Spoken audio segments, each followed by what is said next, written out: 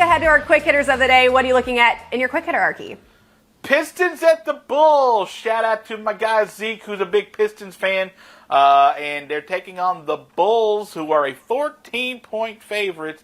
And that is a big spread. That's a big spread. The Pistons are legitimately probably the worst team in the NBA. As much as I gave Oklahoma City Thunder their crap for being a G League team, which they still are. Rude.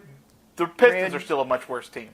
They are awful in every conceivable way, and they kind of purposely want to be awful because I think they would love to be able to start their quote-unquote process and get the number one overall pick again for the draft to go back-to-back with Cade Cunningham, and who knows, Jabari Smith maybe, who knows.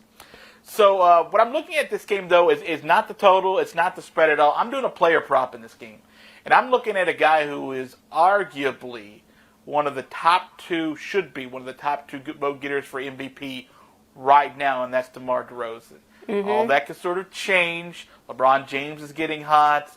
Everyone wants to love on Steph, and Giannis Antetokounmpo is who he is. Trae Young scoring a whole bunch of points.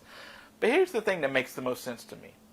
DeMar DeRozan is at, 25.5 points. I want to make sure I get that number right. 25.5 points. And I'm going to go under 25.5 points. Now, you may remember, for those who've been fans of the show since the inception, I've gone a DeMar DeRozan under prop before, and it punched me right in the gonads because just a couple of hours before the game, it was announced, that everybody on the Bulls was getting COVID, right? And so DeMar DeRozan needed to pick up the slack, and they ended up getting the win, but they needed more points from him in that game to get the win, and it just barely went the over. It's not the case tonight. So as long as the majority of the Bulls don't get COVID in the next few hours, I like the under 25.5 per game. Listen, he's averaging just 19 points a game versus the Pistons this season. And you think, wow, that's only one game. You're wrong. It's 2 games, okay?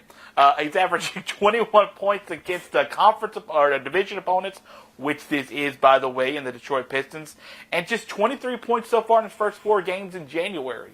So that feels to me as also someone who scores fewer points at home than he scores on the road. It's an interesting stat, too.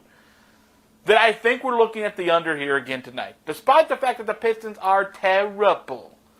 The Pistons may lose this game 100-50 for all I care. But as long as DeMar DeRozan doesn't have to score 26 of the 50, which he probably won't tonight, then we'll be able to win our bets. So DeMar DeRozan, for me, under 25.5 points. By the way, he's gone under in the last 3 games. As long as he can keep it under 25.5, we're all going to be happy. And I can be square with DeMar DeRozan tonight. Just stay safe from the COVID, Bulls. Come on. By the way, I would love it if another team would lose by 70 plus to take the heat off the Thunder. Well, I'm fine with that. The Pistons might. The Pistons are a terrible, terrible team. Okay. Well, I'm also keeping it in the NBA, looking at the Warriors, who are 30-9, 12-6 on the road, visiting the Grizzlies in Memphis, 28-14. They are 14-8 at home. Right now, Golden State is the 2-point favorite with a total at 221. Memphis will look to make it 4 straight home wins, while the Warriors are coming to town to try to spoil that streak. The Warriors sit atop the West, while the Grizzlies aren't too far behind them in 4th. Golden State is 16-6 when facing Western Conference opponents, while Memphis is 21-9. This is the 3rd time this season these two will meet. The first 2 were on the road at Golden State. The Grizzlies took the first meeting in overtime, and the Warriors came out on top most recently on December 23rd in a 113-104 final. Now they will visit the Grizzlies for the first time, and this time with Clay along for the ride. And get this, the last time these two played was also the Grizzlies' last loss, Arky. So along with keeping that home streak alive, they're also looking to keep a 9, almost 10-game win streak alive. In their last 7 games, the Warriors are 4-3 and are coming off a big win over Cleveland on Sunday. Something to note, however, is both teams will be missing key players. The Warriors will be without Draymond, who has already been ruled out and currently leads the team in rebounds and assists. Gary Payton and Otto Porter Jr. are both listed as questionable. For Memphis, Steven Adams is listed as questionable, and Dylan Brooks is out for at least 3 weeks. So something to keep in mind. As for the trends, Memphis is 6-0 in their last 6 against the spread, and the under is 5-0 in their last 5 home games.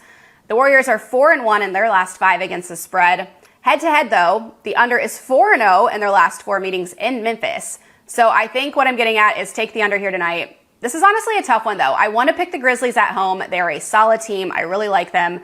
The return of Clay plus Steph does scare me a little, but they're also without Draymond. So what do you do? This is what I'm going to do. Despite that, even though the Grizzlies might be without Adams, I'm going to do it, and I'm just going to take the Grizzlies at home at +2 and staying clear of the total tonight. I'll tell you this. On my basketball podcast, we were very high on the Bulls and very high on the Grizzlies. I thought they're a team that could play for the Western Conference Finals. Absolutely. This season. But speaking of those Warriors, did you like when Klay Thompson came back on Sunday, right? And Draymond Green, who was out, he was going to be out in that game, but he dressed out to take the opening tip against the Cavaliers because he wanted to honor the fact that Klay had been gone for 2 years. What a guy! Yeah, so the Cavaliers ended up winning the tip. The Cavaliers waited for Draymond Green to come over to make the foul so he could get off the court because of his injury. But I thought that was a really classy gesture by the Cavaliers. And very cool for Draymond to want to come out and sort of honor his friend in his return. That is a true teammate. Yeah, absolutely.